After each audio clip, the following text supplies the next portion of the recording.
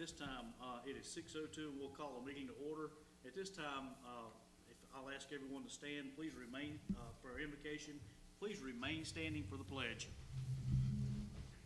Let us pray.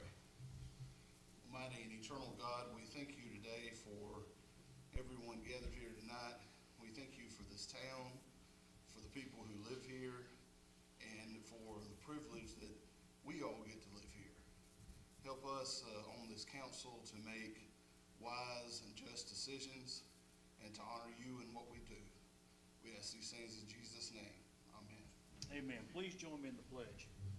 I pledge allegiance to the flag of the United States of America and to the republic for which it stands, one nation, under God, indivisible, with liberty and justice for all. Thank you, and you may be seated. Members of council present, you should have in your agenda packet the meeting minutes for our May 5th meeting. When you've had time to review those, I'll entertain a motion to adopt. I make a motion. Have a motion on the floor by Councilman Rogers, Second. second by Councilman Cole. Any discussion? Hearing none, we'll call the question. All in favor?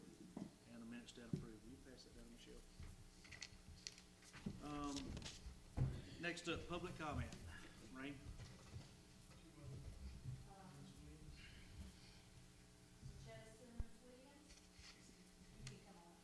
Is the mic on? Okay. How are you? Thank you for being here, Ms. Williams. Thank you for inviting me. I just got It's our this pleasure. letter on Saturday. I just got this letter on Saturday, Yes, ma'am. and I'm not a public speaker. I'm very nervous. You don't, listen, you don't have to be. I promise you, I'm terrible at it too. And thank you. I really appreciate you being here. Absolutely. I'm only one small voice, Okay. and I am here on the road closure. I just Green got Street? on South Green Street. Okay. Yes, sir. We just had a house built and moved there June of last year, so almost a year. This Welcome to year. Williamston, by the way. I've been here all my life. This Okay. was actually my third grade classroom, Miss Ramsey. Awesome. Yes, Awesome. I've been here all my life. I've seen Williamston grow, but I hadn't always lived in the city town limits. I understand. So I spoke with I'm coming today to say, I hope you do not allow this street to be closed. Okay. And my reasoning being is safety, with it being a one-way street right now. Not only safety, but an inconvenience. I would like to be able to walk up the street like I have always been and just enjoy the neighborhood. And I go across the train tracks and I can walk to Walgreens and Sure. come right back down. But I've also spoken with my postal service worker today at 11 o'clock, approximately 11 o'clock today when I went to meet her. I asked her, would she come? She says it's an inconvenience right now. She says the train has the tracks blocked on Mill Street, and I've got to go all the way around Mill Street, go up to Traxler, come back around to Green Street to finish my route. Mm-hmm. And I get that from Amazon, and I had asked one of the workers at the train, I'm like, when are you gonna open the other side? Because it was blocked on Mill Street. So I was able to stop and talk to him. Right. And he says, in about 2 weeks, that was about a week ago, I had no idea that they're trying to close the road. And I come to beg of you, please do not allow them to close our street and make it a one-way street on that side of the tracks and forget about the small amount percentage that's left behind. And Sure. I know they're probably more important, but I just feel like, my one small voice hopefully will make a difference that, It certainly helps us guide our decisions. Thank you. Most definitely. Anytime we hear back from the community, that's always important, so that Yes. we know how the community feels. If you don't, is that all you have? I mean, have you pretty much said what you wanted to say? pretty much, yes, sir. Councilman Cole, if you don't mind, or Rain, either one, help me to articulate as clearly as possible our position as far as the actual railroad crossing. You have one more that wants to talk about the road closure. Okay, Fantastic, so we got. Okay, I can stand now? Yes, ma'am. Okay, then thank And you if for we have hearing more me. questions, or we can have some dialogue too, Okay. if the council will allow me to do that for a few minutes. Thank you. Next up, Victoria Dunlap. Hello. how hey, are Ms. y'all? Dunlap. Mr. Dunlap, how you doing? Y'all see who do all the talking. Good afternoon. We're here concerning the road closure as well. I did some research. I received a letter as well on Saturday about the road closure. Yes, ma'am. To me personally, it's the safety for me, because on that road, there is not a fire hydrant. The fire hydrant is at the top of the street. There's the blockage. So if the houses, like we stay in an older home, used to be the Bears in like 1954, so we're down in a flat. We have 3 new homes that was taken out with the trees. So when the contractors came in, not only did our roads get tore up, they're still tore up. So when it rains, it almost like a small flood. So my concern is the fire hydrant that we have one on the street is almost like a U. It's at the top of the street where the street is blocked. So it's up toward, you live over on the side that would be on, Mill Street, correct? I'm not sure of the street. Okay, and so the hydrant, you're saying the hydrant is closer to Mill Street than it is the cul-de-sac where you're at? I'm assuming that's the cul-de-sac. I'm on the left side. It's like a dead end after. Okay, Yeah. I understand. So the, Understand. my concern is that there is one fire hydrant for all those homes. And where the fire hydrant is, it's blocked. Not only is that, I don't want to be gentrified. And when you stay on a dead-end road, it does lower the value of your home. It completely looks tore up. I take pride in our home. We take care of our home. We take care of our yard. I don't want to be blocked off. And it looks like a mess that just we have to deal with. Our neighbors, when we walk up the street, we're a small little area, but I enjoy walking across that railroad, speaking to my neighbors. Times are hard, communities, we look after each other, but it's really an inconvenience because you have to go all the way around. I don't want my home to catch on fire, and there's no way. The firemen are here, but it's still no fire hydrant. So I feel like we need to have a fire hydrant. I don't like the way it look, and it will cause our home value to drop, because who wants to stay on the road where it's like you're trapped in? It's Sure. no access, and that does affect. If this is the greater town, we love Williamston. My husband comes from New Jersey. He loves the city, but I don't want to feel like I'm in a boxed in, can't breathe community. We didn't move here to be blocked in and closed off. Understand. Perfect. Thank you so much. All right, so for those of you, any more here for Green Street? All right, Rain, help me articulate as best as possible, or correct me if I'm wrong. So the railroad crossing there, actually belongs to the Greenville and Western Railway. We knew that they were gonna have to do some pretty major renovations, which is what they're doing now to that crossing. In order to bring that, particular crossing into standard compliance, it was gonna cost them a ton of money. And quite frankly, it doesn't bother me whether it costs the railroad money or not. That's their problem, not mine.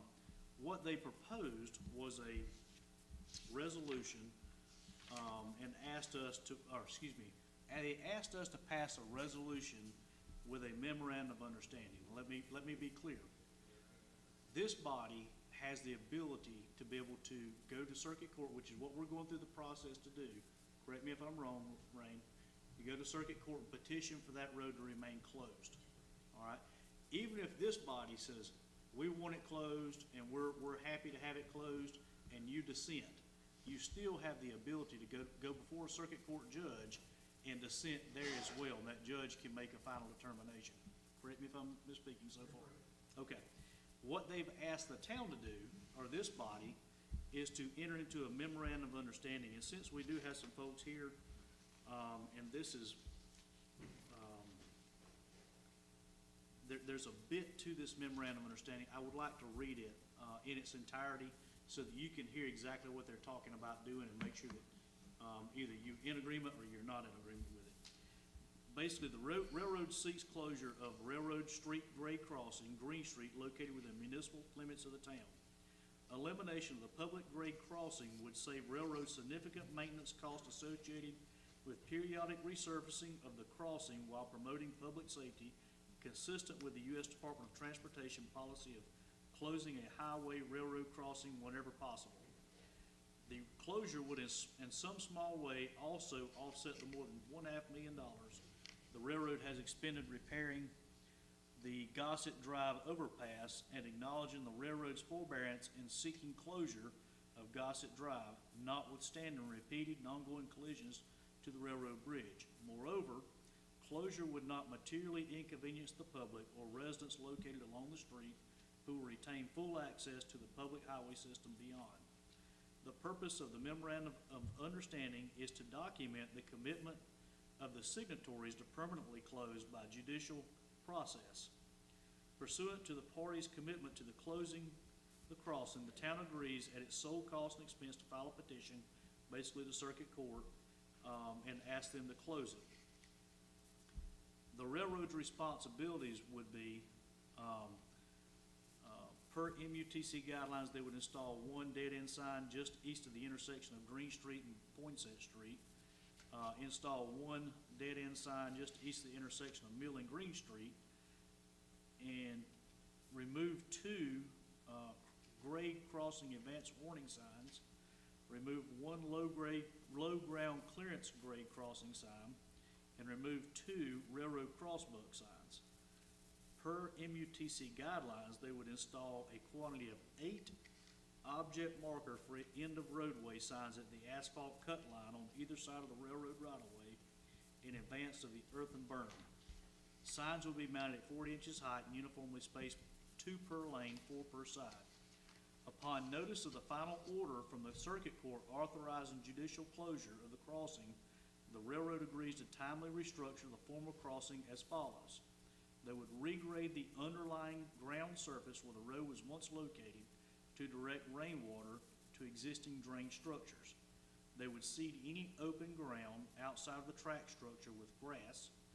They would cut the asphalt at a point 57 foot 6 inches west of the track center line and at a point 42 foot 6 inch cast of the track center line, followed by removal of 100 foot of asphalt within the right-of-way. They would create 2 uniformly shaped earthen berms slightly wider than the road surface and approximately 3 foot tall directly behind the cut line of the asphalt, and they would update DOT crossing database and notify DOT. So that's in essence what they are proposing to do. Keep in mind what they're asking us to do, technically they probably have a legal right to do anyway. The railroad has a whole lot more power when it comes to their crossings than the town does. Now, we have experienced a very similar thing on Gray Drive. I don't know if y'all remember that, when the railroad decided that the bridge was unsafe. They did some repairs, and then it became unsafe again, and basically they just shut it down and left it shut down. The town does not have the ability to go out and remove their markers, so what ended up happening was the county, the town, and the railroad, all three ended up in a lawsuit. This could end up in the exact same way. So what they're asking for is, let's be nice about it. Let's figure out a way to do this to where it don't impact and inconvenience people. Otherwise, if it becomes a problem, we'll probably end up being a lawsuit with it. They have the authority to go out and put those signs up and close it just as they've done right now for their railroad repairs. And that's what they're doing so far. All right. I'm going to open the floor up to the members of council and Rame if they can correct or elaborate any further on something that I might have missed. What you stated is correct. I've been in contact with the railroad attorney. We've spoken on a couple of occasions already prior to sending in this memorandum of understanding. The railroad does have the authority to close it on their own. They own that right of way. They've owned it since like 1911. So it's theirs to kind of do what they want with. They're trying to work with the town. It's kind of either they do it themselves and leave us out of it, or we have input in it. That's kind of how it's coming. Yeah, and obviously they want us, being y'all too, to have some input on it. They can technically close that crossing as they see fit. Again, it would behoove, if they can do that and they're gonna do that, it would behoove us to try to not get in a litigation and try to figure out a way to do it to where it's more,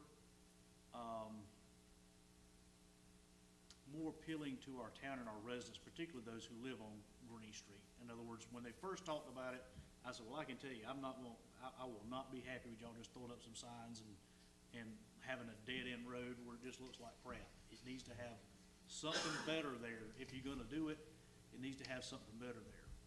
I Then, think one of the issues that's been brought up is safety, emergency vehicles, issues crossing the tracks. yeah, so currently, our garbage trucks can't cross that track and our fire trucks can't cross that track. Police vehicles absolutely can all day long. They can jump it. They go pretty quick. I'm kidding, chief, relax. Our fire trucks, garbage trucks cannot cross that crossing anyway because of the hump that's in it. We've replaced, I think, 2 gas tanks or diesel tanks on garbage trucks already from crossing it because it's such a wonky, crossing. Anybody else have anything they want to elaborate? Lee, I know you've been thinking, I can see that mine going 90 miles an hour. Well, I guess what I understand that the reality that the railroad, probably can close this without us, and as the mayor said, that we want to be able to do it on our terms. But I guess I don't see with what they're gonna do, how that would be different than if they just did it themselves. These, I think they would have to install some type of berms and other things, anyway, if they just did it themselves. And, so I guess the question I have is, why should the town take the lead on this instead of just, if they were gonna do it, let them do it? You know, and I understand wanting to be a good neighbor with the railroad as well, but want to be a good neighbor to the folks that live on this street. And, with it, and it sounds like to me, and I don't know, and part of it's too, I don't know enough about it. I assume if they do what they're wanting to do, that would also not allow for pedestrian crossing, but I don't know 100% that. There's I think that brought up something that's unknown. And then I don't know about this, Mayor, and I'm not sure if I don't think our fire chief is here about this fire hydrant situation, but I assume another one could be put in if it had to be. Not long ago, we did upgrade the water line to I think for those 3, was it 3 homes in the cul-de-sac that was built in there? And that's one of those is yours. So we upgraded that water line. I wanna say, David, you remember? There was a 2-inch put in. It was a 3/4 or 1 inch. Right, it was 1 inch. It didn't come straight up green, it came from the side, didn't it? Came from Mill Street. David, since you have a little bit of knowledge on that, can you tell me, what does it take to have a fire hydrant? Can you run a fire hydrant off a 2-inch? I know it wouldn't be a, You'd have to put 6-inch off of Mill Street, Green. all right. My next question is, from where the current hydrant is, let's assume that it's at Mill Street and Green Street at that intersection. It's just south of there, that's my recollection. Okay, so with that said, what is the maximum distance that you would typically have a fire hydrant to be able to fight a fire, let's say at one of the houses in the cul-de-sac? Do you know what that typical distance is? You know, I mean, they would run 5-inch hoses, just like moving a fire hydrant, probably 1,000 foot, I don't know what the distance would be from Mill. Do we normally carry that much hose on the truck? Yes, sir. Okay. Mayor, this is also going to be discussed in item 2 for the business. Okay. All right, sorry, I did not realize that was gonna be item 2 of the old business. Thank you for keeping me on target. We will come back to that here in just a few, for some more dialogue. I know the reason I did. I wanted to have dialogue with the public too, before they came in and spoke their piece and left and we didn't get to what we were talking about. All right, so we'll move right along. We are gonna come back to that and address it in item number 2. Any special reports?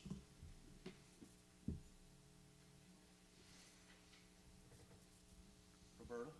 Should get a presentation from Morrison, Chief Morrison. Okay, sorry. I don't know why in the world I always think you're in special requests and reports. All right, Chief Morrison, you have the floor, sir.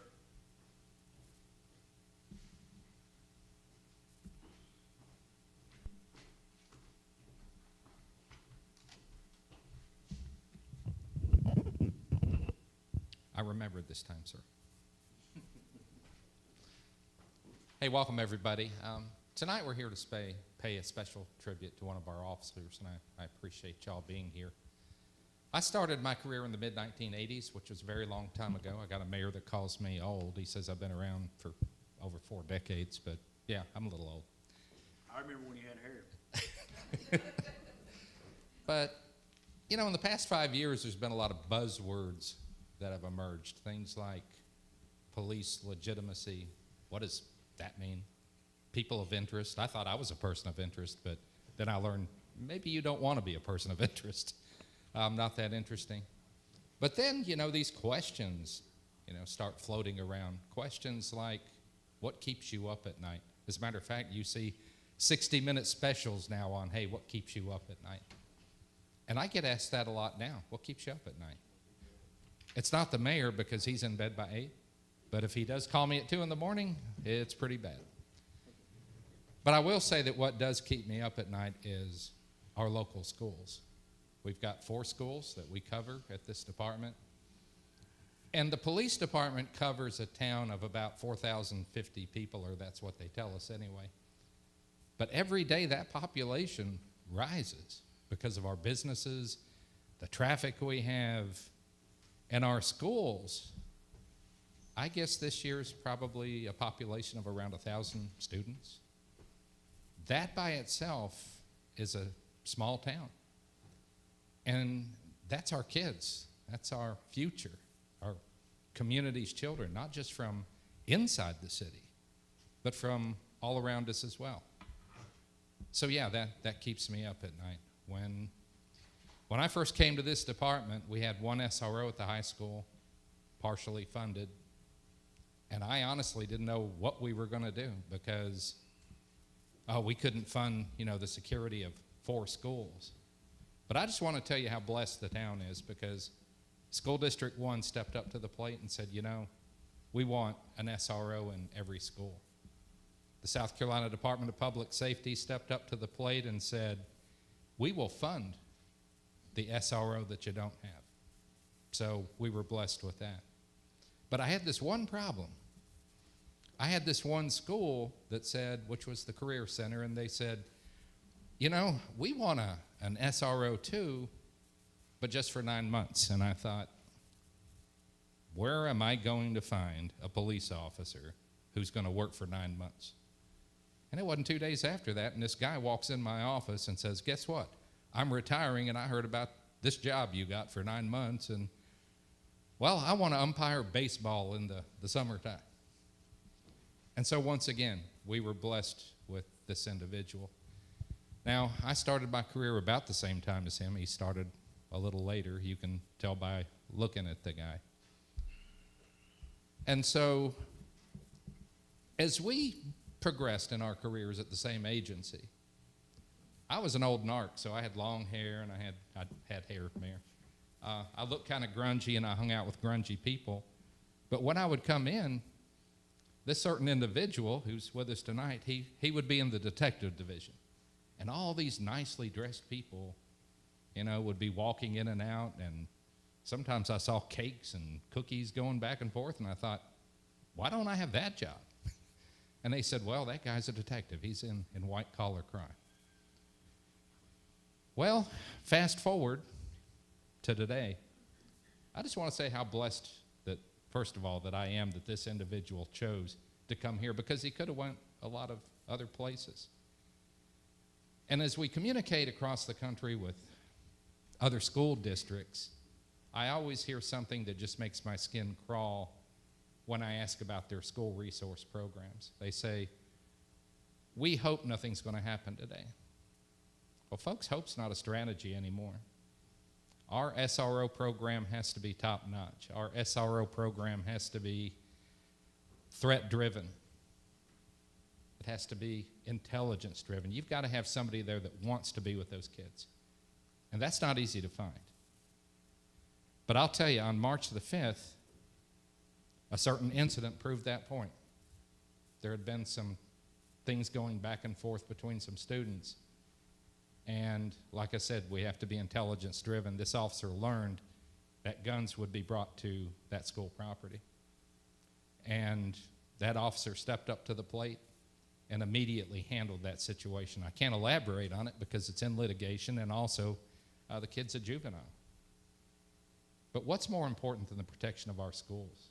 What's more important than the SROs that we have that are willing to give their all every day to protecting our kids, which is the most important thing and the most important resource that we have.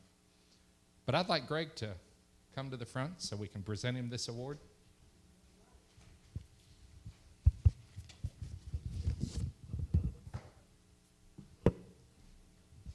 And it says, Williamston Police Department presented to Greg Hawkins in recognition of your swift judgment and decisive action on March 5th, 2025, resulting in the successful seizure of firearms on school grounds, and we commend you.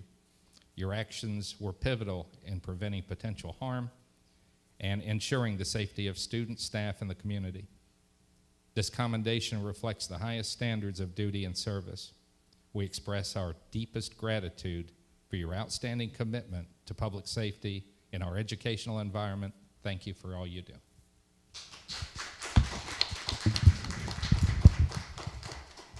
Thank you. Appreciate you, sir. While I don't have the authority to speak on behalf of the Anderson 22 Career Technology Center, I will say that the director there thinks highly of you, speaks highly of you, and thinks a lot about you. So, congratulations, well deserved. Appreciate it very much. Oh, yes, you are. He's also a good, likes to find cigar like I do as well. So, there you go. I had my day.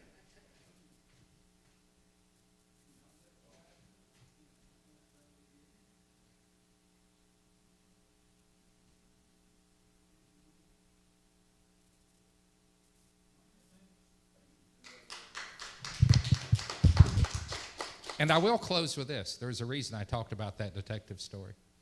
I go out to check the career center, right, to see how things are going. And here's this dude sitting in the office with cupcakes and chicken fingers, having a big time. And I'm thinking once again, why didn't I get that job? But we appreciate all that you do.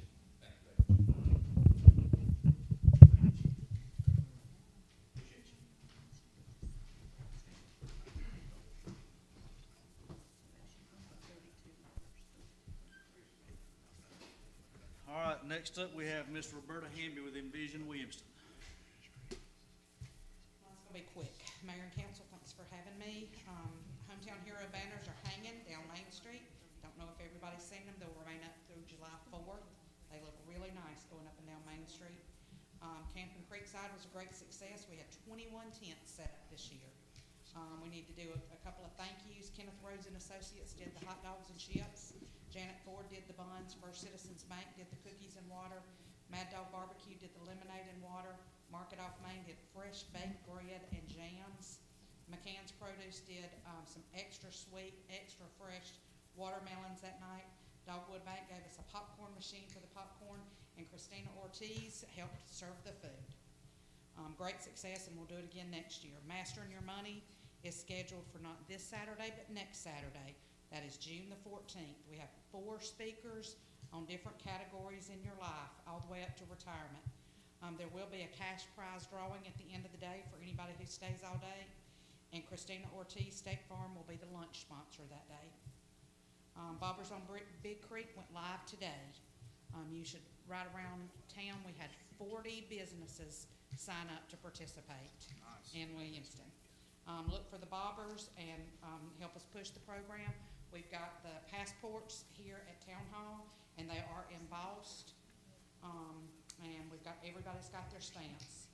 And that is everything that I have. Thank you so much. We appreciate all that you and the board do, in way of events. You left out something on Creekside. I actually stood squirrel guard on the food for a short period of time. When the squirrels in the park decided they were gonna walk off with the hot dogs and cookies and all that good stuff, so. I apologize, I missed you. That's You did okay. say it's squirrel That's burn. okay. I thanked you on social media. for Okay, squirrel good. burn. All right, next up, we have item number 1 in old business. We have second and final reading on the 2025-2026 annual budget ordinance. I'll read that in its entirety since this is final reading. Whereas section 57270 of South Carolina Code of Laws requires that municipal council shall by ordinance, to adopt a budget and levy taxes pursuant to public notice, and whereas the town council believes that the sound financial policies begin with the adoption of a balanced budget, and whereas the town council has held public work sessions evaluating the financial performance of the town over the past year and attempted to anticipate the needs of the town during the next budget year. And whereas the town council believes that its anticipated revenues are set forth in the attached budget herein, and furthermore, it believes that the millage rate of 122.5 mills is sufficient, appropriate, and proper to fund the proposed budget attached here too. Whereas the town council believes that the final budget should be adopted which reflects as clearly as possible and as accurately as possible the anticipated income and expenses for the town of Williamston for fiscal year 2025-2026. Now therefore be ordained by the town council of the town of Williamston, duly assembled by authority of the same, that the attached 2025-2026 Williamston budget is hereby adopted and hereby made a part hereof as fully as if incorporated herein. Be it further ordained, the 2025-2026 Williamston budget is hereby set and established as shown on the attached schedule. In order to fund the budget, the town council hereby sets a levy of 122.5 mills.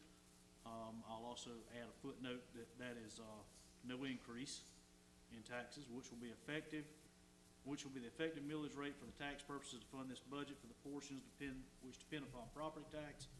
That the town's mayor will notify town council of any interdepartmental budget line item transfers in the amount of $10,000 or less, and will bring before the town council for approval any interdepartmental budget line item transfer that is $10,000 or more. That amount not to exceed $200,000 shall be allocated from the town of Williamston Reserve Fund balance for the repair and upgrade of Mineral Springs Park restrooms. That an amount not to exceed $45,000 shall be allocated from the town of Williamston Reserve Fund for the installation of a new fence and batting cage at the ball fields. That if for any reason any sentence, clause, or provision of this ordinance shall be declared invalid, such shall not affect the remaining provision thereof. That to pass this ordinance shall become effective upon second reading, which is today. At this time, I will entertain a motion to adopt second final reading of our 2025-2026 budget. I'll make a motion to adopt. Have a motion on the floor by Councilman Rogers, Second. second by Councilman Cole. Discussion. Mayor, I'll briefly give my comments. I am in favor of the budget. It appears that, well, first of all, I want to thank you, Mayor, and all the staff members who did most of the work on putting this budget together. It is very fiscally conservative in that we are, it's a balanced budget. We're not spending beyond our means. We're not raising taxes or fees or anything like that. We have been blessed that revenues have increased due to growth that we've experienced, and that really helps because as everyone knows, everything has went up, prices for everything, and so just our normal costs to keep the town running have went up. Also, we've been able to put a large, compared to historically anyway, large increase to all town employees. And I think this will help us as we go forward, as this has been an issue for several years, that our wages and our salaries for our employees are very far behind that the private sector. You expect the government sector, because we have really good benefits, may not quite be as high as private employees, but you have to be at least somewhat competitive, and we have been also much lower than other government agencies, and our salaries are much lower than other towns of a similar size than us for many positions. So I think this, the increases in this budget will put us back closer to where we need to be competitive with other agencies, somewhat more competitive with the private sector, and then also to be do right by our employees who have worked so hard, and to let them know how much we appreciate them, and that we expect a excellent level of service from them to our citizens, and we know that's what they'll give, and this is our maybe showing that we do care about them. And then also, I think the main thing, I feel like my main job as a councilman is to protect public safety, and I think we've adequately funded our police department, fire department, and also had increases in those budgets that will keep our citizens safe. Finally, the Envision Williamston, it kind of reminds me of the old Jimmy Buffett song that said, after one or two false starts, we finally found our stride. And I've been involved with Envision Williamston from the beginning, and I think to some extent, perhaps in years past, we had some false starts, but in the last couple of years, we have had Envision Williamston really doing great things as far as having something to do every week for people in Williamston almost. Having something to do where you don't have to go to Anderson or Greenville, where people would want to come from outside of Williamston to come in, and they have just a great group of volunteers, a great board, and a great executive director that is working, been on a part-time salary, but has certainly been working full-time for the town. And so I think that this budget will give them the funding that they need. I do have one thing I think we would add to it, and I'll make that in a minute in the form of a proposed amendment, is that for Envision Williamston to have what they need to succeed, I do think they need a full-time executive director. Enough funding for that is in our budget, so I am going to move to amend at this time an amendment. I've given members of council a written copy of this, but I'll read it as add a section to the budget ordinance that reads as follows: that the mayor shall be authorized to enter into an agreement with Envision Williamston, South Carolina Nonprofit Corporation, for an employee of the town of Williamston to be contracted to Envision Williamston to serve as its executive director. So I would make that in the form of a motion. I will second. Have a motion on the floor by Councilman Cole and a second to add the amendment. As Lee just read, we have further discussion on the amendment. All right. This time, we'll call the question on the amendment only. All in favor? And the budget stands with that amendment. So I would like to reiterate a couple things that Lee mentioned. Most of our employees here, the vast majority, make less than $20 an hour. We actually have several employees that make around $14 an hour, 14 or maybe a little bit more. With that said, this budget includes a $2 an hour across the board increase on all hourly employees. Again, that helps us keep, retain, and recruit good qualified individuals. As Lee mentioned, we've been blessed. The 2022 fiscal year, our taxes, property taxes generated $1.2 million. To 2023, that was increased to $1.3 million. 2024 is $1.6 million. So as you can see, the difference between 2023 and 2024, $300,000 is a nice buffer to be able to work with. And also to tell our employees, we haven't put on any new employees during those periods. And so being able to help them be able to make ends meet, quite frankly, it's embarrassing for me to put a position out saying we're hiring somebody to work on the garbage truck or pick up garbage or something like that, and they could literally qualify for food stamps. In my opinion, that's unacceptable. But we do the best we can. We're very fiscally conservative. We do the best we can with the revenues that the good Lord and our residents have blessed us with. And I think this will go a long way again in helping recruit and retain good qualified employees. I will make a note that that does not apply to mayor and council. That's only for town employees, that work here. I know we all work here, but, that does not apply to us. Trying to think of something else that you mentioned. Oh, you covered in Vision Williamston, so we're good there. Councilman, do you have anything to add? No, sir. Okay. All right, any further discussion on the budget as amended? Here none, we'll call the question. All in favor? And thank God we had all of us voted in favor of, because had we had one vote no, we'd have been back to the drawing board, having another special call meeting. All right, at this time, we have item number 2 in old business, a resolution authorizing the mayor to close a portion of Green Street. Councilman Cole. Mayor, I want to move at this time to go into executive session to get legal advice. I have some specific questions I want to ask our town attorney, and I hate to go into closed session because the people deserve to hear everything, but there's some with legal advice and with the potential for litigation, which certainly hope we never get in any litigation, but the potential for it, I think that we have to ask these questions privately. So I want to move at this time that we go into executive session. I will second, and I'll also add too that any parties to litigation, whether it be the railroad, people in attendance, anybody like that, would hear this advice. We need to make sure that we get good, sound legal judgment from our paid town attorney to make sure that we're making the best decisions possible for our residents. So we have a motion on the floor and a second. All in favor of going to executive session? All right.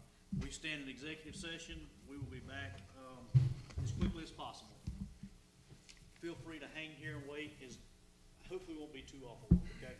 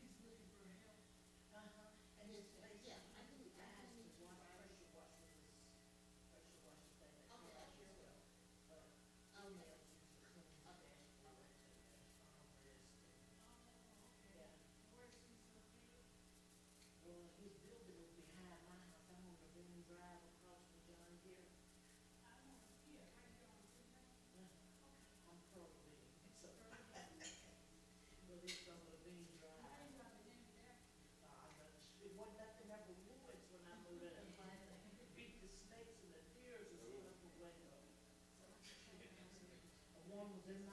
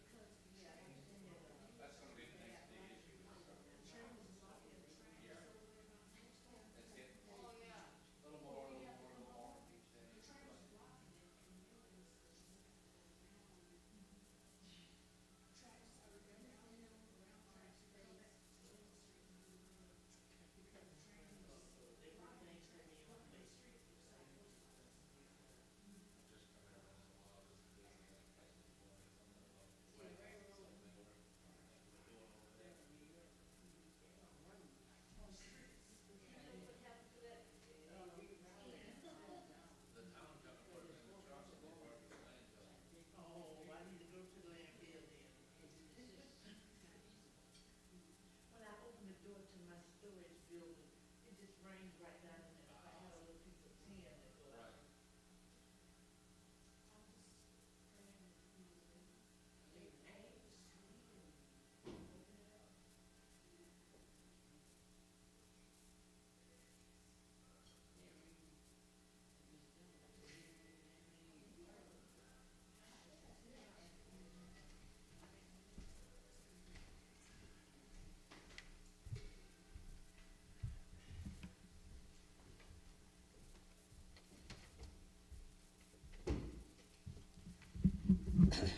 All right, thank y'all for bearing with us, while we went to executive session for legal advice. At this time, I will, all in favor of going back into regular session, show of hands. Motion, that's what I was missing. This time I'll entertain, I started out right, I'll entertain a motion to, enter back into regular session. So moved. Have a motion on the floor by Councilman Cole, second by Councilman Rogers. Any discussion? Hearing none, call to question. Call to question. Going back to executive session. Now go back to regular session. All right, we are back in regular session. A couple things I want to address the audience real quick, particularly those who came to speak on Green Street. There's one more man, but she's not here to speak, but he is here if we have discussion. Okay, so the letters that went out, that was not a formal legal letter that's required. Anytime a road is closed, it requires a judicial closure, meaning this body can't just say, we're closing Green Street, and it be closed. It has to go through circuit court, and that process entails the mailing of letters, the chance for you to go up to speak to the circuit court judge at a public hearing and all that good stuff. The letters that went out was a direct result of Councilman Cole requesting those letters go out as a courtesy to let you know that it's being brought up for discussion at tonight's meeting. So we're certainly glad you folks showed up to give us your input on it. But that is not a legal requirement. I just want to make sure that we value your input, and that's why those letters went out, so we could hear from you if there was, particularly if there's some opposition to it, and what that opposition might be, so that we know some of the concerns. You know, some people just say, I don't want it closed. Well, y'all brought up some pretty valid concerns. We like to walk into town. That's a area that we walk through to be able to go to town if we're out walking. Looking at the fire hydrants, I don't know if that is legitimate or not. I got to get with the fire chief and make sure. You know, one reason is we would not typically stretch a fire inch hose, I don't think, across an active railroad track. That's not something we would do anyway. All of our fire trucks are equipped with a 1,000-foot 5-inch hose. Correct me if I'm wrong. Yes, sir. 1,000-foot 5-inch hose, which would reach to Green Street and William Street. But there are some concerns that we want to hear from you guys on. That being said, that's all I've got. Do y'all have anything else? I will make a note that no action was taken in executive session. We can't take action there. The only thing we can do is talk about and get legal advice. Okay. Mayor, all things considered, from the comments we've had, the discussion we've had, and legal advice, and the discussion that we had last month on this, I believe it'd be in the best interest to postpone this at this time, so I would move to table indefinitely. Okay, I have a motion on the floor by Councilman Cole to table indefinitely. Second by Councilman Rogers. Any further discussion on it? All right, we'll call a question. All in favor? And postpone indefinitely. Now, that does not mean it will not happen, okay? It can be brought back up next meeting. It could happen by the railroad. They could choose to just say, you know what, we on the crossing, and we're gonna go through the judicial process, at which time part of that judicial process, as I understand it, we're not the railroad's attorney, but as I understand it, there would be some type of public notice where you could go to that court and say, I oppose this, and here's why. And I would certainly think that the town would be a party of that as well, at least be privy to be able to go and say, we've got some concerns, here's what our residents have told us, that type of thing. Okay? All right. Do we have no new business. We don't have anything else in executive session. Does any member of council have anything for the good of the order? will add that we've got several streets being paved, and Green Street is one of them. That should happen in the next Should start at the end of June or early July. end of June, early July. Green Street will be paved. They are stopping at the railroad crossing at the railroad right-of-way. That's their responsibility. That does not belong to the town, but we are paving from Williams to the railroad crossing and from the railroad crossing to Mill. Does that make sense? Did I say that right? Yes. All right. I think that's, go ahead. Mayor, I just have one, I'll be brief. I wanted to comment on a matter that we had a tragic matter within the last week of a person being hit in Ward 2 on Hamilton Street and being injured, and I definitely keeping that person in my thoughts and hope that they will make a fast recovery. But it brought up the issue of reckless driving and speeding on on all our roads, but on Hamilton Street in particular. And that's something that's been a problem for many, many years. I remember probably 20 years ago going to see, if anybody remembers going to see Dr. Smith when he was still here, he would say, I live on Little 85 is what he called it, and that was Hamilton Street. So it's, I think just the nature of the road and its shape and going out of town, people tend to speed on it.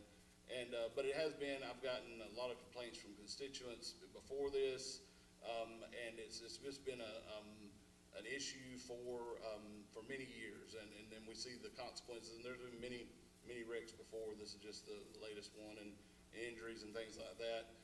But I just wanted to let the people know that we've heard your complaints. The mayor has too. I have too before this, and we've been working with the police department. I know the mayor specifically has even more since this to have more patrols in that area and look at some other potential solutions to that. It is a state road, but we have jurisdiction on it. We have the highway patrol has jurisdiction, but unfortunately, I think they're understaffed. And then our police department, we're 4 officers down maybe right now, and so our officers are doing everything they can to just to provide the coverage to us, and again, public safety being the number one thing. And I know they're doing everything that they can, and we're hoping with this budget we can get some new qualified officers. And it's one of those things. A lot of people don't want to be a police officer anymore, and it's because of the dangers of the job. So we understand that too. So just wanted to say I know at least me and the other councilmen, discussion about reckless driving on that road and other roads is a constant discussion. I know that's something the police department is constantly looking at, and we're trying to make improvements and trying to hold those that, like I say, no, we don't want them to be sitting writing tickets, but we want the public to be safe. And I think that's what the police department does too, and sometimes that involves writing tickets and other strategies. So just wanted to make those comments, and so we hope that what we're doing is going to make all our roads, especially that one, safer in the near future. Let me add a little bit to that too. The speed limit on Hamilton Street in town is 35 miles per hour. Particularly when people are coming from the Big Creek Road area, you're coming into town, a lot of people aren't paying attention. They're running, 44-ish and 45 miles an hour going through there from Royal Drive till you get that curve where Dr. Smith's house was at. Then you end up with that funky intersection there at the Pink House, where you got 4 roads kind of coming together in one. I met with DOT about 3 weeks ago and requested they lower the speed limit from Royal Drive to Greenville Drive to 25 miles and write you a ticket. Now, that's not what I want the Williamston Police Department to be known, is stopping and just writing people tickets for inadvertent violations.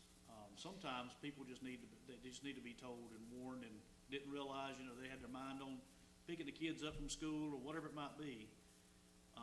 And these vehicles now nowadays, you hop in them, they, especially mine, they cruise along, you don't hardly hear any road noise or anything, so you don't really feel like you're going that fast. But if you're standing on the ground, 45 miles an hour is flying through there. Again, I requested the speed limit to be lowered to 25, and DOT came out and did a traffic study, and they have agreed. They have not posted the signage yet, but they've agreed to drop it to 30. They said 25 was too slow through that area. So even at 30 miles an hour, that helps. That slows people down an additional, 5 miles an hour, and that gives us more of a buffer where we can stop somebody. I don't know there's no rule of thumb that says we will only stop you if you're doing 10 miles an hour over. But as a general rule, when I was a police officer, in charge with working traffic details, I didn't want to be petty with stuff, stopping people for doing 37 and a 35. That tends to be petty. Even though we do have absolute speed limits by South Carolina law, I would typically give 7 to 10 miles an hour over, something like that, before I would even stop them, and then I would have a conversation most of the time. And most of the time, people walk away with a handshake and drive safe and have a great day with a warning. But from time to time, there are people who need tickets. That's just a fact of life, and that helps us, I think, to make a better and stronger case when that speed limit is lowered. All right, so I want you to be aware of that. There was one other thing that I wanted to talk to you about that you brought up, and I don't remember what that was. We're getting ready to adjourn. You mentioned we had one other person here, in Green Street. With this body's permission, I would like to allow him to speak for at least 5 minutes, or no more than 5 minutes of our time, to tell us his concerns, in support of or in opposition to, just so we hear it. Since he did take the time to be here, do I have y'all's permission to do that? Yes. Okay. How you doing, sir? If you don't mind speaking clearly to the microphone, state your name and you live on Green Street? Yes, sir. Okay. Yeah, my name is Leonard Roy. Okay. I live at 310 South Green Street. Yes, sir. I hate to see that crossing closed. It's simpler for me. My son, I got a stepson. He's in a wheelchair, and his car sits down pretty low. He has to go completely around all the time. Yep. A long way around town, and sometimes he needs to get to the house real quick. You're saying his car sits low, Yes, and so he has problems with the crossing as it is. No, I'm sorry. He got a different vehicle. It's a little higher, but still, he likes to go across that shorter for him, Okay. because he has health problems. When he's coming over my house, he has to detour all the way around town to get it. Okay, I understand. And I wish it was still open for him anyhow. Okay. He's in a wheelchair, paralyzed from the waist down. Let me make one thing clear. Okay, For sir. everybody on Green Street, the town did not close Green Yeah, Street right right. now. The railroad's got it closed right now for repairs to their railroad, they call them the bucks or whatever it is. Mhm. Yes, sir. They've got it closed temporarily for now, but what they've asked us to do is enter into a memorandum of understanding where we agree and they agree to close it permanently. So that's what we had a hearing on today, and that was tabled indefinitely, okay? They can still take an action in circuit court, and basically bypass us to judicially close that crossing, should they choose to do that. I don't know whether they will or not, but. Wouldn't we have a chance to go to? You would. If they were to take such action, it would be publicly notified. Oh, public, okay. I don't know if they'll mail you letters like what we did. I don't know if that's a requirement. They have to? Okay.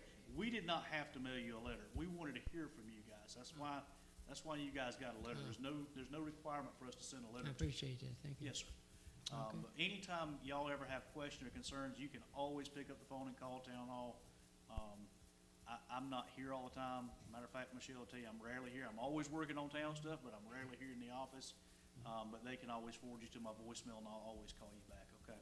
Okay. But I love to hear from y'all. Love to find out what your thoughts are, because I'm not the smartest guy in the room. These other two may be, but I'm not the smartest guy in the room. So, thank Okay. you so much. We You're welcome. appreciate all of y'all showing up today. Thank you.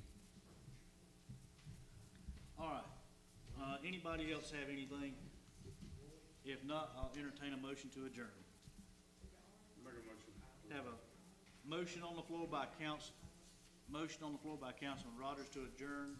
Second. Second by Councilman Cole. All in favor? And